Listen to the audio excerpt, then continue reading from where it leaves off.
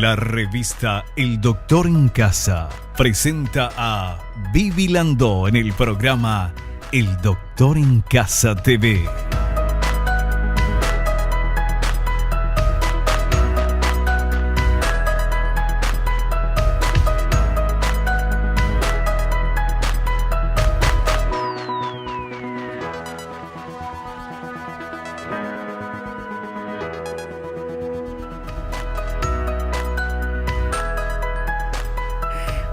Hola, ¿cómo están todos? Muy, pero muy bienvenidos. Esto es El Doctor en Casa. Nosotros hoy vamos a hablar de alergias de primavera. Ya llega la primavera y viene el amor, los pajaritos, todos felices, pero también las alergias. Bueno, de este tema vamos a hablar con la doctora Perla Alcaraz Duarte. Ella es especialista en alergia, asma e inmunología clínica. Y vamos a ver este material, por favor, esta placa que nos introduce un poquito en el tema que vamos a hablar. Estos datos. La alergia primaveral está originada por diferentes tipos de pólenes transportados por el aire que penetran en el organismo a través de las mucosas expuestas, ojos, nariz y boca, y desencadenan la respuesta alérgica en las personas sensibles a ellos. Aunque existen polen todo el año, en primavera la mayoría de las plantas polinizan, afectando este tipo de alergia a un 15% de la población, siendo hasta un 30% entre los jóvenes. Este es el tema que vamos a tratar hoy con nuestra invitada en instantes nada más. Y también vamos a preguntarle si hay gente que es alérgica y no se da cuenta, porque eso también es importante de saberlo.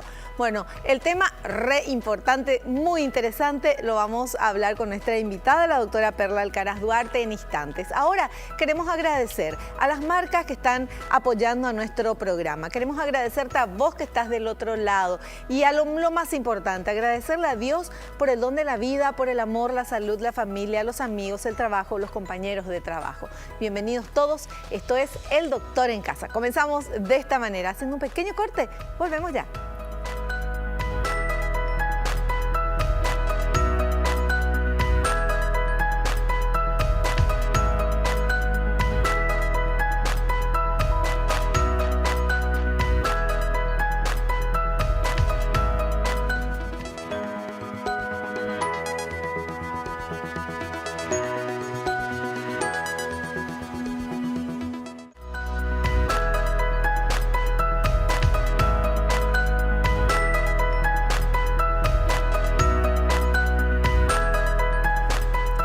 Ya estamos con nuestra invitada, la doctora Perla Alcaraz Duarte, especialista en alergia, asma e inmunología clínica. Doctora, bienvenida, ¿cómo estás? ¿Cómo estás, Vivi? Encantada otra vez de estar acá contigo. Bueno, un placer tenerte aquí y sobre todo hablar de este tema, alergias de primavera.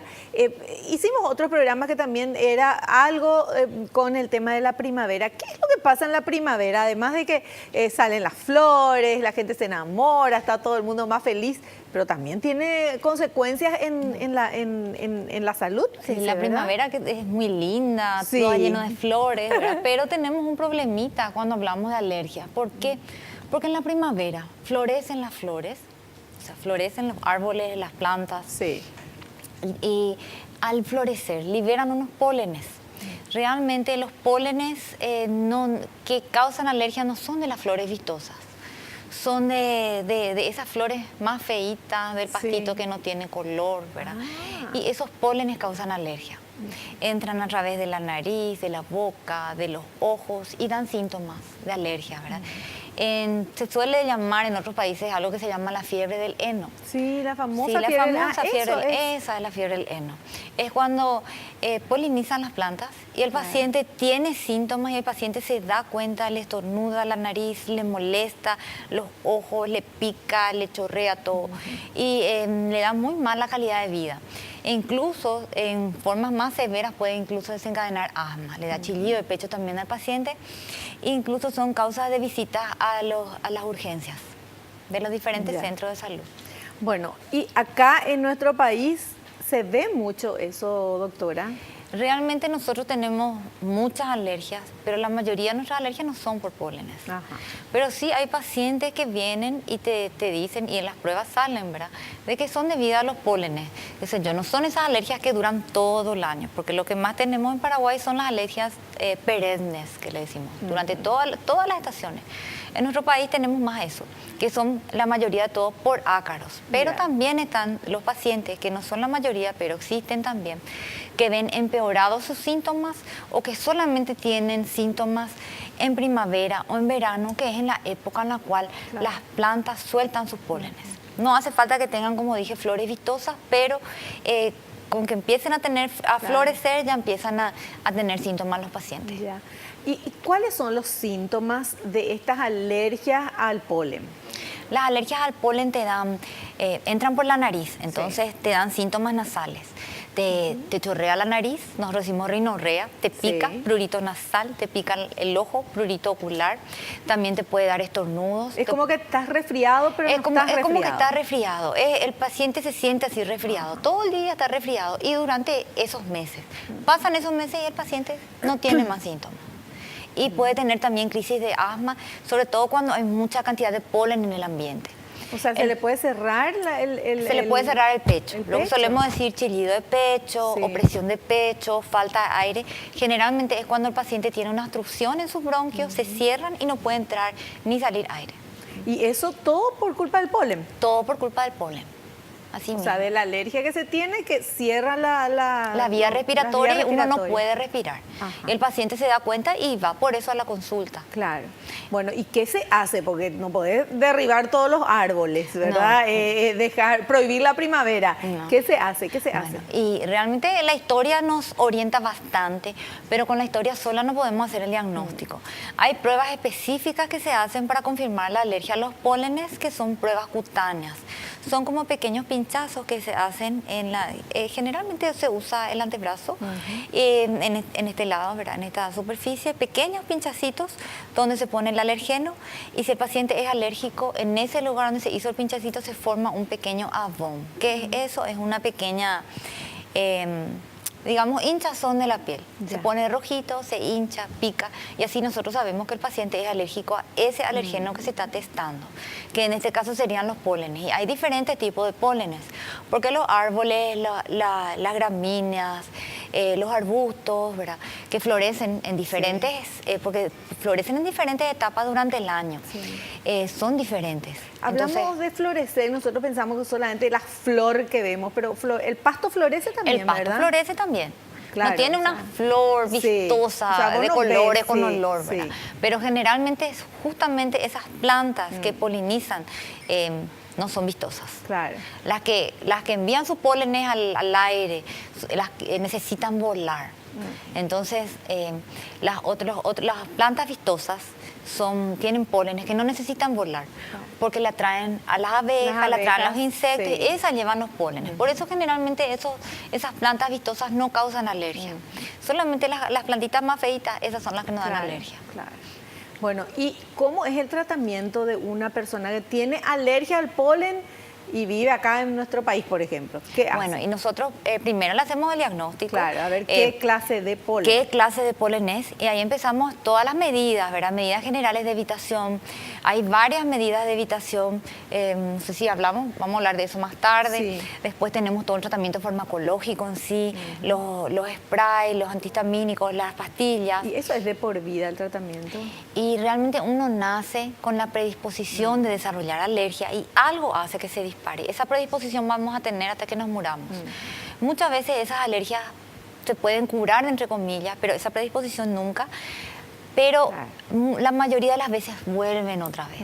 Existen también otras medidas, aparte del control ambiental, del tratamiento farmacológico, que son las vacunas antialérgicas o la inmunoterapia.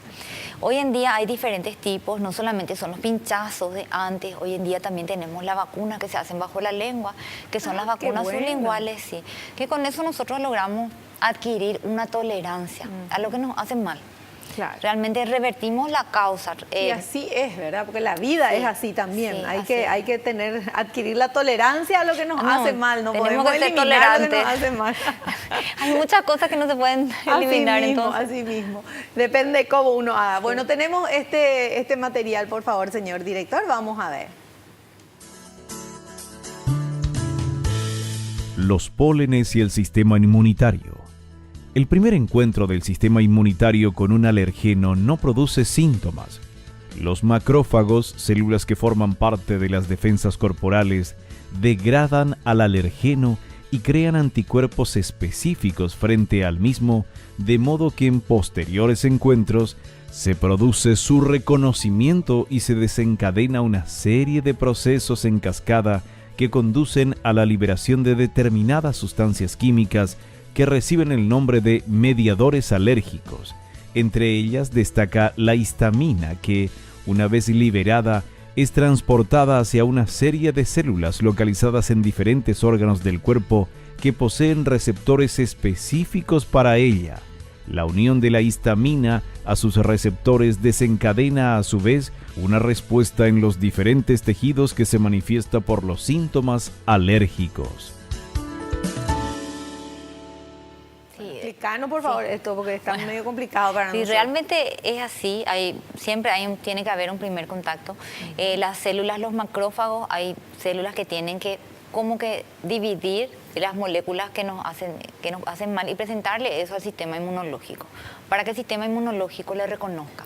Una vez que nuestro sistema inmunológico, que es el sistema de defensa, reconoce a eso como una sustancia extraña, empiezan una cascada de reacciones que llevan a ciertas células que se llaman linfocitos a producir después con el tiempo una sustancia que se llaman anticuerpos, que es lo que decía ahí. ¿Verdad? Los macrófagos descomponen los pólenes, le presentan a las células de nuestro sistema de defensa.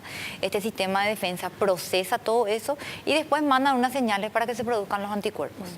Los anticuerpos de la alergia son los IgE. Es lo que siempre se suele solicitar como análisis de sangre, IgE total. Sí. Entonces nosotros tenemos una idea de cómo está nuestra IgE total. Pero la IgE total, la molécula de la alergia, esa IgE total no solo puede ser por alergia, puede ser por parásitos, puede ser por otras cosas también. Hay IgE que son específicas para los pólenes, por ejemplo. IgE para tal tipo de polen, IgE para tal tipo de polen. Y las pruebas de las que yo había hablado hace rato, lo que demuestra es la presencia de esa sustancia. No sé si es un poco técnico. No, está bien, porque lo que yo quería saber es, bueno, de repente una persona tiene alergia, sí, ¿verdad? Y va al médico para que descubra alergia a qué. Así mismo. Y polen, pero hay diferentes tipos de pólenes, ¿verdad? O sea, no es decir alergia al polen y es alérgico a todo. No, hay diferentes. Es al polen del pasto, por ejemplo, así no mismo. al polen de, qué sé yo, la otra plantita. Así mismo, ¿verdad? hay diferentes tipos de pólenes. Y ahí entra la IgE, que se suele pedir el RAS. Ya. Ese es el RAS, es la IgE para cosas específicas. Y ahí sale entonces alérgico a tal cosa. A tal polen, a tal polen, a tal polen. En sangre se puede pedir. Sí. Pero el equivalente a lo que hay en sangre es la prueba cutánea. Al hacer nosotros una prueba cutánea y buscar a qué alergeno uno es alérgico, lo que está buscando es IgE a algo. Si te sale IgE al polen de gramíneas, digamos, o al pasto, ¿verdad? Ahí se forma lo que dije hace rato, el ABOM. La manchita roja que pica, que se levanta, que parece como una picadura de mosquito. Esa es una prueba positiva. Y esa es una manifestación de IgE específica para un alergeno, que en este caso sería un polen específico. Y en ese caso, que ya se sepa, bueno, es alérgico a esto puntualmente, hay estas inyecciones o estas gotitas que uno toma y esa persona deja de tener esa alergia. Esa inmunoterapia, que puede ser subcutánea, que es inyectable, sí, ¿verdad? O sublingual, que es bajo la lengua, lo que hace es tratar de cambiar esa molécula de la alergia que era IgE contra, digamos, el pasto. Sí. Trata de convertir IgE de pasto a IgG de pasto. Entonces, uno tolera.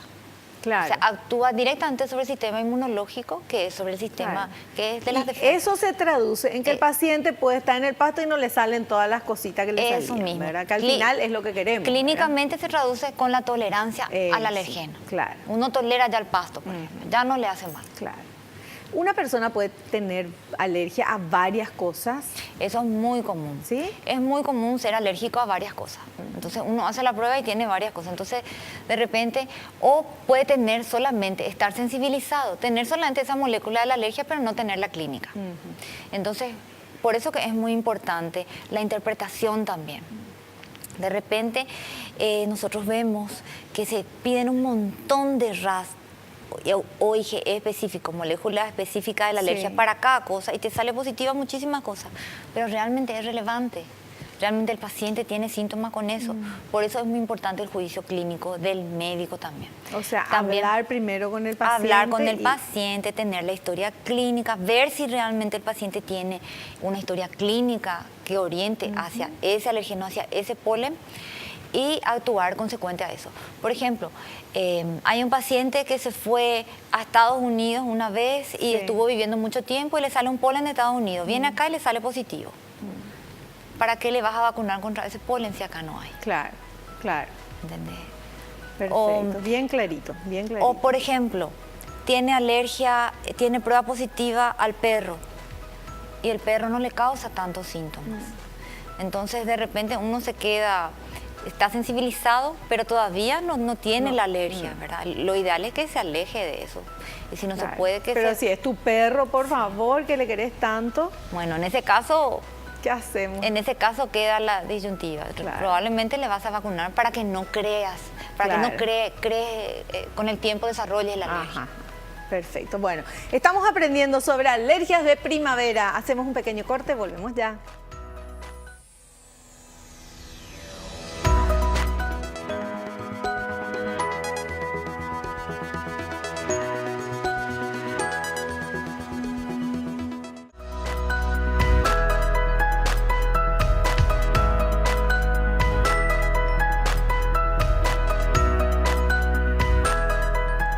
Nuestra invitada, la doctora Perla Alcaraz, nos está explicando pero muy bien el tema de las alergias en primavera. Y tenemos material que habla del tema. Vamos a ver, por favor, señor director. Síntomas relacionados con las alergias primaverales. Los pólenes y esporas de las plantas son transportados por el viento y son inhalados por la persona alérgica, estimulando un efecto local en las vías respiratorias. El resultado es una respuesta inflamatoria en diferentes tejidos del tracto respiratorio. La sintomatología suele ser leve y de corta duración, afectando casi exclusivamente a la nariz y ojos, pero en personas más sensibles pueden darse cuadros más severos con afectación de la función respiratoria. Tracto respiratorio superior, a nivel nasal se produce picor, estornudos y congestión nasal, mientras que a nivel ocular se produce picor, lagrimeo y fotofobia. Tracto respiratorio inferior, se produce tos, dificultad respiratoria, disnea, respiración sibilante e incluso crisis asmáticas por obstrucción de los bronquios. Si el alergeno llega a la sangre, puede desembocar en una crisis anafiláctica, en la que el sistema inmunitario responde de manera exagerada y que puede poner en peligro la vida de la persona. Estos son síntomas que se relacionan con las alergias. Realmente la alergia a los pólenes causa más síntomas respiratorios. La anafilaxia por pólenes son rarísimas. Raro. Porque generalmente solamente llega a la nariz, a los ojos, a la vía aérea, ¿verdad? Es muy raro que llegue a la sangre, pero cualquier alergeno puede producir una anafilaxia. Claro, pero en la alergia a los pólenes, ¿qué es lo más grave que puede pasar a nivel respiratorio? Crisis de asma. Crisis de asma. Sí. O sea, ¿se origina el asma en ese momento? Se origina, el paciente es expuesto, tiene la predisposición, tiene esos anticuerpos de lo que hablamos, viene el polen, se une al anticuerpo, la célula, digamos que libera su contenido, todos esos mediadores de lo que estuvimos hablando y dan esos síntomas. Entonces, se ha comprobado y se han visto, y hay estudios que demuestran que los pacientes que tienen alergia a los pólenes, en los días en que hay más carga de pólenes, tienen más visitas a los departamentos de emergencia, por ejemplo. ¿Y qué días hay? O sea, dentro de lo que es primavera, ¿hay así, por ejemplo, al inicio de la primavera o en el medio o durante toda la primavera? Porque ahora nuestras estaciones están medio confundidas, ¿verdad? Paraguay porque no tiene luego casi, por no eso, tiene sus o sea, estaciones muy marcadas, ¿verdad? Florecen en todo el año las plantas. Realmente, acá. El que es alérgico a un polen es alérgico cuando poliniza ese Sí. árbol o esa planta. Claro. Y después pasan sus síntomas. Claro. O sea, depende de cada tipo de polen. Ya. Perfecto. Tenemos otro material que habla de tratamiento. Eso es lo que queríamos saber. Tratamiento de la alergia de primavera. A ver. Tratamiento de la alergia primaveral. Después de un diagnóstico por el médico, el estudio de la historia clínica y pruebas complementarias, se procede al tratamiento que consta de varios componentes. Evitar factores desencadenantes como la exposición al alergeno y agentes irritantes, humo de tabaco, cosméticos, etc. Tratamiento farmacológico para aliviar y controlar los síntomas. Antihistamínicos orales y tópicos utilizados por vía intranasal u ocular. Descongestionantes y o corticoides intranasales. Inmunoterapia. Son vacunas que contienen extractos de proteínas de pólenes y son aplicadas en forma de inyectables o vía oral, siempre en dosis progresivas para generar así una tolerancia del sistema inmune. Este tratamiento tiene 3 objetivos básicos. El primero es disminuir los síntomas a largo plazo. El segundo objetivo es que a los riníticos que están llevando este tratamiento se les controle la situación, evitando que se les agregue un asma. Y el tercer gran objetivo es prevenir nuevas sensibilizaciones. La verdad que es bien completo el informe. Tenemos el control ambiental, de lo cual veo que vamos a hablar más tarde también. Sí. ¿Verdad? Después está el tratamiento farmacológico, que como dijiste son los antihistamínicos. Al inicio estuvimos hablando de lo que es la histamina, que es el principal mediador liberado por las células, ¿verdad? Por eso están los antihistamínicos, son comúnmente denominados antialérgicos. Son los que actúan bastante bien para estos síntomas nasales y oculares. Y también los corticoides tópicos, que son en spray, que son tópicos, que son locales. Entonces se usan spray nasales y se usan gotitas oculares también. Y la inmunoterapia, que es un recurso que es bastante útil y debe ser utilizado cuando está bien indicado, funciona bastante bien. Y controla los síntomas a largo plazo, disminuye la necesidad de fármacos y sobre todo previene la progresión a asma, ¿verdad? Que es lo que estábamos hablando de que las alergias respiratorias de repente no molestan mucho, molesta un poco la nariz, molesta un poco los ojos, ¿verdad? Pero hoy en día se considera que la nariz y el pulmón forman una vía aérea única. Entonces, hoy en día hablamos de vía aérea única. Cuando nosotros mantenemos inflamada la vía aérea o el tracto respiratorio superior, es más fácil que se inflame el tracto respiratorio inferior, o sea, es más fácil que después haya una progresión a asma. Las abuelas antes nos decían de una gripe mal curada, se quedó en asma. Y realmente es de una rinitis que nunca se trató, después empezó a tener broncoespasmos, después eso permaneció, se instauró asma con el correr del tiempo. Entonces eso es lo que se puede evitar. Y otra cosa es evitar las nuevas sensibilizaciones. ¿Qué quiere decir eso? Nosotros le hicimos la prueba, qué sé yo, es positiva a un polen lambrosia. Es de ejemplo, ¿verdad? Algo. Y con el tiempo, eso, si nosotros le desensibilizamos, le hacemos su vacuna, disminuye, no está más sensibilizado, eso, pero si no le sensibilizamos, después puede ir con el tiempo también sensibilizándose a otros tipos de pólenes, no solamente a pólenes, a ácaro, a pedro, epitelio, ¿verdad? Otras cosas. Bueno, y la gente que tiene rinitis y dice, sí, bueno, pero tengo rinitis alérgica y ya contento con el rótulo que tiene, ya sabe que no es resfrío y continúa tranquilo sin hacer ningún tratamiento. Hay mucha gente así. Hay mucha gente así, ¿verdad? La mayoría de los pacientes con rinitis subestiman sus síntomas. Ellos piensan que es normal. Pero una vez que empiezan el tratamiento y ellos ven que hay un cambio en su calidad de vida, dicen, ¿y por qué no consulté antes? No me daba cuenta. No se da cuenta que respiran mal, que se quedan malhumorados, que no rinde igual, ¿verdad? Que no duerme bien. Y si es más severa y con el tiempo, como dijimos, puede progresar a asma. Eso realmente es lo que a nosotros nos preocupa, ¿verdad? Claro, o sea, el asma se puede prevenir. Si es el asma que se va a transformar después, se va a transformar en asma después de una rinitis, por Así ejemplo, mismo, ¿verdad? la rinitis puede progresar a asma si no se trata. Eso. Entonces debe ser tratada. Perfecto. Bueno, súper, súper claro. ¿Tenemos cuántos minutos o ya tenemos que hacer el corte? 2 minutos. Bueno, vamos al corte. A la vuelta sí tenemos más tiempo para seguir charlando con nuestra invitada.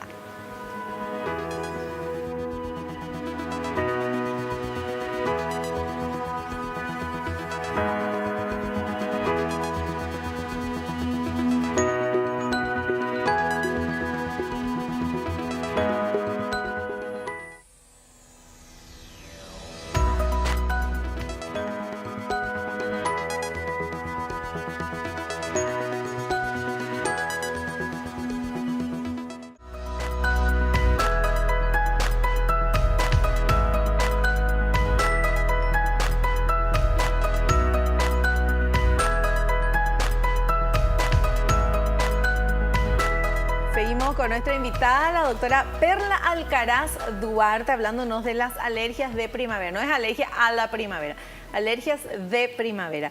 Y tenemos otro material que habla de prevención. Queremos ver ese material, por favor.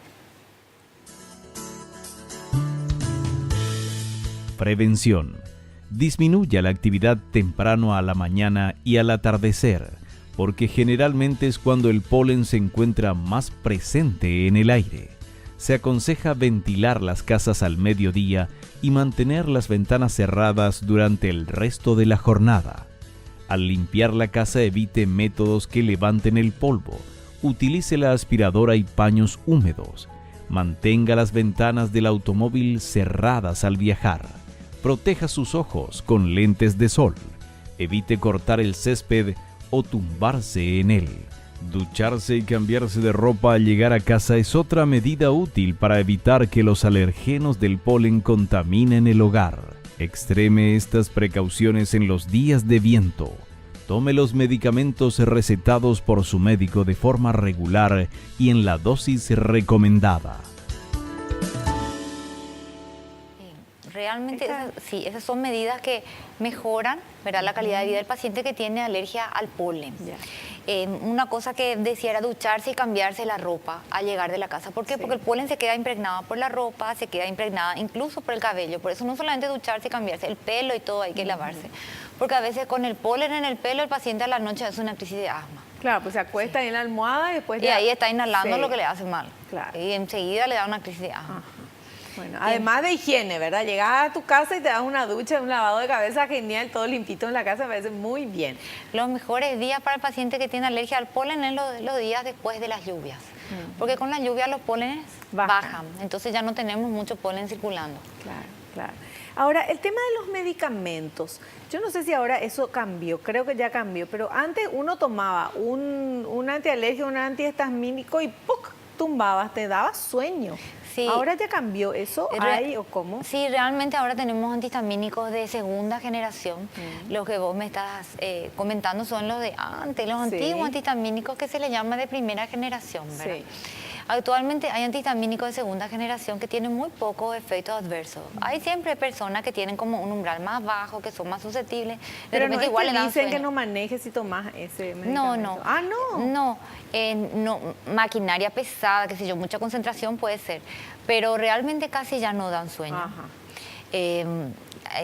Por eso la indicación es tomar a la noche. Claro. Y porque el problema de los antihistamínicos más viejos es que pasaban a la parte neurológica, a la parte del cerebro, se llama la barrera hematoencefálica. Sí. Entonces a nivel central luego ya daba sueño. Ah, ya. Entonces estos ya no pasan y se toleran más. Y no solamente eso, ahora hay antihistamínicos tópicos. ¿Qué quiere decir eso? Antihistamínicos en la nariz, de mínima absorción. Entonces, o sea, solamente en la nariz. ¿El que tiene rinitis alérgica usa eso, por ejemplo? Sí, depende de la severidad. Claro. Hay diferentes tipos de rinitis, digamos, hay rinitis intermitentes, que son las que te dan menos veces durante la semana y las que te dan casi todos los días, que se llaman rinitis persistentes. y de acuerdo a la severidad. Hay leves, moderadas y severas. Hay algunos que solamente usan un antihistamínico tópico y listo.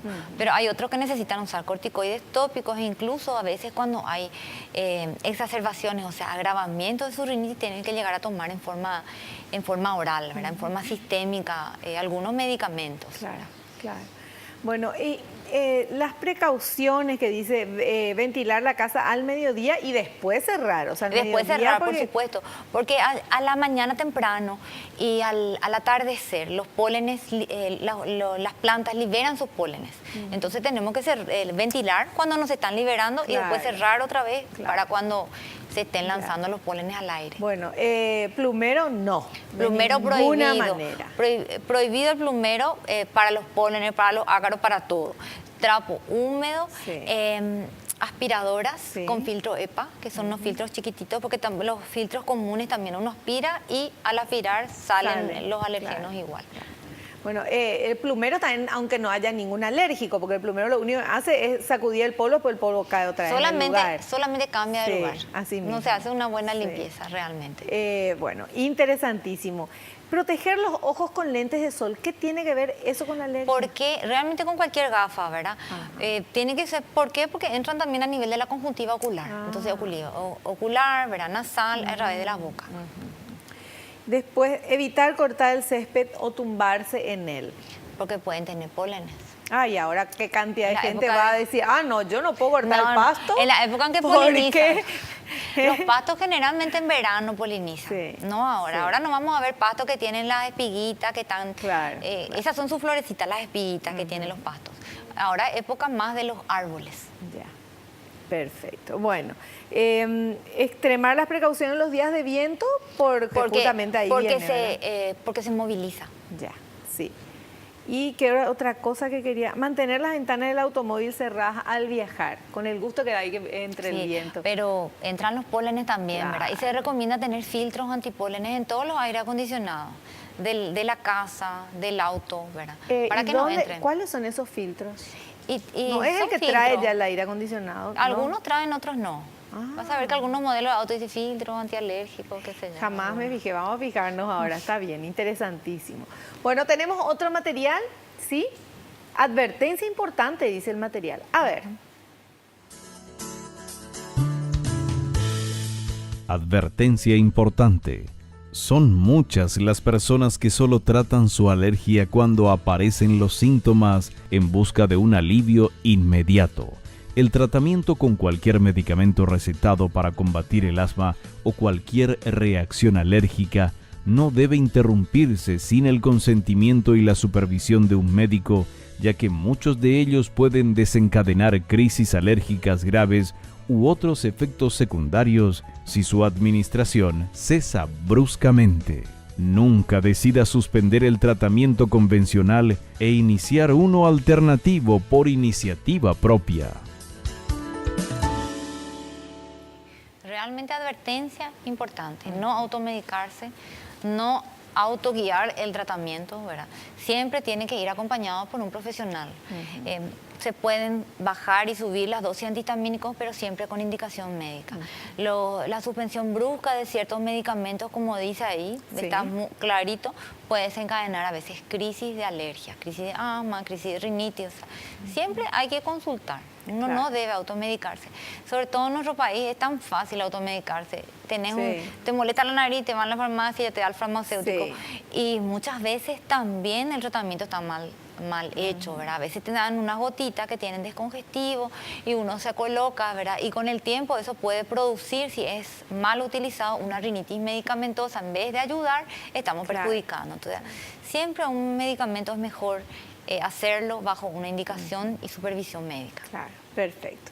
Bueno, estamos en la parte final de esta entrevista y me gustaría que puedas dar un resumen a nuestros televidentes. ¿Qué es lo más importante que tienen que saber?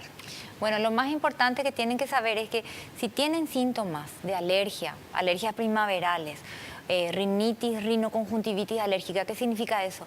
Que le chorree la nariz, que estornudo, picazón, ojo rojo, que pique, que lagrimee, tos, chillido de pecho. Tiene que consultar. ¿Para qué? para tener un diagnóstico adecuado y eso nos va a llevar a tener un tratamiento adecuado, ya sea farmacológico, un tratamiento preventivo e incluso se pueden hacer las inmunoterapias previo a las estaciones, ¿verdad? Entonces uno llega a pasar estas estaciones, las primaveras o la época de polinización de lo que él es alérgico y el paciente pasa bien sin tener visitas a urgencias, sin internarse por asma, sin tener, digamos, complicaciones. Perfecto. Bueno, súper claro. Queremos agradecerte, doctora, la presencia en el programa. Muchísimas gracias. Y queremos invitarte a uno próximo. Gracias, Vivi, y me encanta siempre que me invites y cuando quieras. Muchísimas gracias. Nosotros vamos a hacer un corte. A la vuelta vamos a estar hablando con la licenciada Betarrán Escarone Casco. Ella es nutricionista y vamos a ver qué puede comer una persona que tiene alergia. A ver.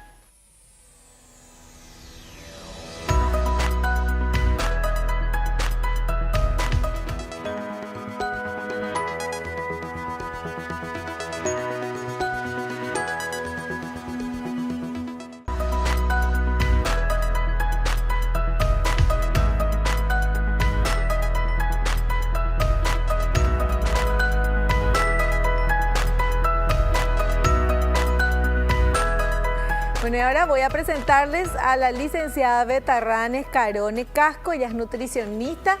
¿Qué tal, Betarrán? Bienvenida al programa. Súper bien, Vivi, gracias por la invitación nuevamente. Un placer tenerte aquí. Nos gusta cuando viene Betarrán porque nos explica bien, tiene paciencia, yo le pregunto y está todo bien. Ahora, el tema de alergias de primavera, ¿hay algún tipo de alimentación que podamos recomendar, que puedas recomendar para esta etapa de la primavera, para las personas que tienen alergias o cómo es el tema? Sí, en general, un dato súper importante es mantener, por ejemplo, el tema de los alimentos que contengan polen lejos, ¿verdad? Que sea la miel, todo lo que sea derivado de miel, ¿verdad? Miel, sí. O todo lo que sea productos industrializados que contengan miel. Ajá. Otro dato que hay que tener en cuenta es el tema de los lácteos, ya que la caseína es una proteína difícil de absorber, vamos a decir, y crea más mucosidad. Entonces las personas alérgicas tienen más secreciones, ¿verdad? Luego es importante también una alimentación rica en betacaroteno, por ejemplo, en mango, naranja, también en vitamina C, frutos cítricos. En general hay que evitar todo lo que sea alimentos con grasas hidrogenadas, ya sea frituras, bollería, por ejemplo, medialunas, todo lo que sea muy refinado, ¿verdad? Para evitar que la alergia empeore, ¿verdad? Claro. Ahora, la persona que es alérgica al polen tiene que evitar la miel y todo lo que tenga que ver con la miel porque obviamente tiene polen, ¿verdad? Sí. Pero sí puede comer otras cosas. Sí, puede comer de todo, pero siempre, por ejemplo, tener un poquito más de ojo con ciertos alimentos que pueden ser más alérgenos, ¿verdad? Por ejemplo, el apio o ciertas cositas que tiene que tener en cuenta la persona una vez que consume si desarrolla algún tipo de síntoma, ¿verdad? Claro. El tema de la leche, por ejemplo, sí suele crear más secreciones, por ejemplo. Luego también es muy importante también que evite mucho las carnes rojas, tanto el consumo, ¿verdad? Porque crea una hormona, vamos a decir, que se une a la histamina que crea la reacción alérgica, ¿verdad? Entonces es bueno que consuma, por ejemplo, pescados, aceites vegetales en crudo, ¿verdad? Por ejemplo, el de oliva, que es buenísimo, y que tu nutricionista te guíe, más o menos en esta etapa que es súper difícil para las personas alérgicas. Claro. ¿Hay alguna vitamina, de todas las vitaminas que existen, que sea más efectiva para la persona que tiene alergia? Y sí, el betacaroteno suelen tomarlo mucho en esta época, más porque toman solo, no toman tanto por la alergia, pero el betacaroteno es súper bueno para O sea, aliviar. el betacaroteno que viene en pastillitas. En pastillitas, ¿también? sí, buenísimo, bueno, sí. bueno. Porque hay personas que tienen alergia y de repente no pueden consumir naranja o mandarina, eso porque les es muy fuerte, ¿verdad? El ácido. Entonces consumen el betacaroteno y súper bien. Y aparte la vitamina C también, que es súper importante, ¿verdad? ¿Qué cantidad de betacaroteno puede consumir una persona diariamente? La verdad que más o menos yo doy 2 pastillitas que son con el desayuno, por ejemplo, suelo dar. Tampoco es bueno exagerar porque también repercute en la piel, te vuelve medio, ¿viste? Cuando tenés mucho betacaroteno naranjado. Sí. Por eso preguntaba, Sí. o sea, Tiene también un tope y depende del peso mucho también. O sea que hay que consultar nomás, no es ir nomás y comprar betacaroteno. No, porque cada persona es distinta, pesa de distinta manera. O sea, uno que pesa 60 no puede consumir betacaroteno igual que uno que pesa 100, ¿verdad? Claro. Por eso. Bueno, entonces, el tema de las vitaminas para fortalecer, obviamente. El sistema inmune, claro. Sí. La vitamina C siempre podés consumir a la mañana un jugo recién exprimido de naranja, por ejemplo, ya te asegura un buen requerimiento de vitamina C y no dejar reposar mucho tiempo porque pierde la vitamina con el contacto en el oxígeno. Es importante eso, cuando se prepara esa jarra, señora, que preparamos en la casa, una jarra de jugo de naranja, no sé, 1 hora antes del almuerzo se pone en la heladera para toda la familia. Ahí ya pierde. ¿Verdad? Totalmente pierde la vitamina C. Estás consumiendo la fructosa y un poco de fibra, si haces con la pulpa, ¿verdad? Sí. O sea que, ¿cuánto tiempo? O sea, se hace y que... Y más o menos a los 5 a 10 minutos ya debe tomarse. Tiene que ser. Sí, rápido. O sea, recién exprimido lo tiene que decir en la prescripción para... ¿Y todos estos que vienen en jugos de naranja que compramos? En sobre no. O sea, yo no suelo lo recomendar porque aparte que es industrializado no te asegura los nutrientes necesarios como algo natural, ¿verdad? Claro. Bueno, y tomar aparte vitamina C también podría ser. Aparte vitamina C podría ser y también es muy importante la vitamina E, que está presente en los cereales integrales, en la avena, en la soja, en las legumbres, todo eso es súper importante también consumir. Perfecto. Pero el tema de las comidas, la cantidad, las horas, ¿eso no implica nada con una persona para prepararse para no tener alergia? Sí, implica mucho, o sea, que sean por lo menos 5 raciones de frutas al día, que tu nutricionista te guíe en el sentido de los cereales integrales que puedes consumir, que no contengan miel, porque hay industrializados que contienen miel, por ejemplo. O sea, que te especifique las marcas y que leas el etiquetado. Eso es este tema de la miel es ya para la persona que ya sabe que tiene alergia al polen. Claro. No es que vos comés miel o tomás miel y te va a salir, No, es específicamente para las personas que son alérgicas en la primavera, ¿verdad? Perfecto. Bueno, en la parte finalísima de nuestro programa, me gustaría que des un resumen o algún consejo para la gente que está llegando la primavera, que quiere disfrutar de esta estación sin tener problemas alérgicos. Sí, mi recomendación es que consuman las frutas en su estado natural, que tengan las 5 comidas diarias con las colaciones y que sea, por ejemplo, que lean bien el etiquetado, que vayan al nutricionista y les enseñe cómo llevar unos hábitos saludables. No que sea una dieta, sino que lleve para toda la vida uno. Y uno puede estar tranquilo y feliz, alimentándose bien y cuidando esos detalles. Totalmente. Genial. Bueno, súper completo. Muchísimas gracias Betarrán, Vivi, por tu presencia y queremos invitarte en un próximo programa. Sí, voy a estar presente, sin problema. Gracias. Gracias a vos. Nosotros nos despedimos. Espero que te haya gustado, que hayas aprendido como lo hicimos todos aquí. No te olvides, naciste para ser feliz, no te conformes con menos. Chao, chao.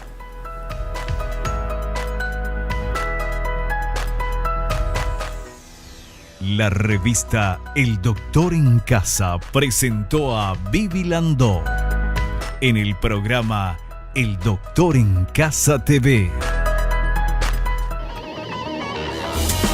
Fue una realización de Alicante.